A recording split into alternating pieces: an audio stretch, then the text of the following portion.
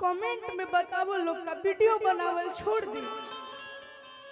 बताई जा रहा है इतना नारी माने नारी लोग आई बड़ी जा इतना मेहनत करे तरी तो कम से कम वीडियो देखा जानू रहा लोग। यही से लड़की कहती है का छोड़ दी।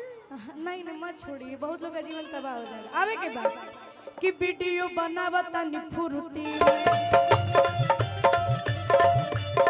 लेके जवानी जिस कुरुती में लेके जवानी वीडियो बनावता निफुरती में लेके जवानी जिस कुरुती में।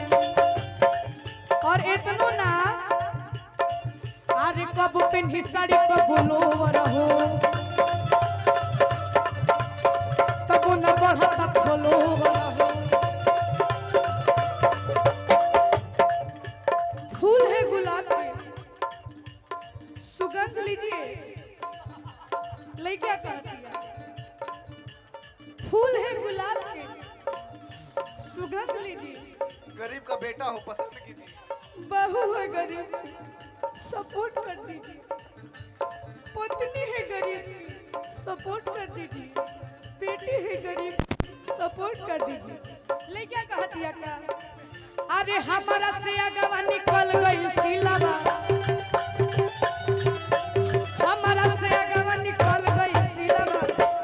बताओ एक साल से रील बनावत और हम 3 साल से मेहनत करत नहीं। बताओ हमारे 1000 फॉलोअर है 1 लाख हो गई इनकर कि हमारा से अगवा निकल गई सिलावा।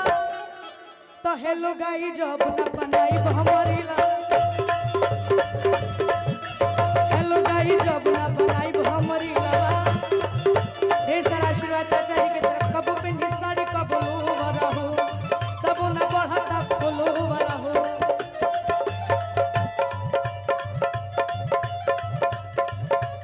वीडियो बनावता निफुरती में लेके जवानी जिन्स कुरुती में।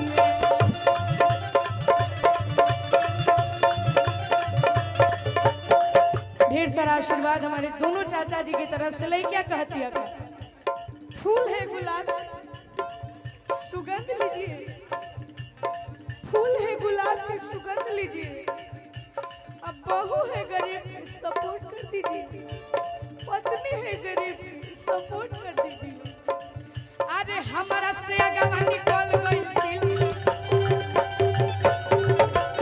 हमारा से अगवा निकल गई सिलावा। आ जितना लोग एजा के बा मठिया श्री राम के जितना भी लोग इंस्टाग्राम यूज करेला चाहे यूट्यूब चलावेला उनका लोग के ई लोग बात कहता कि हेलो गाई जब न बनाई हमारे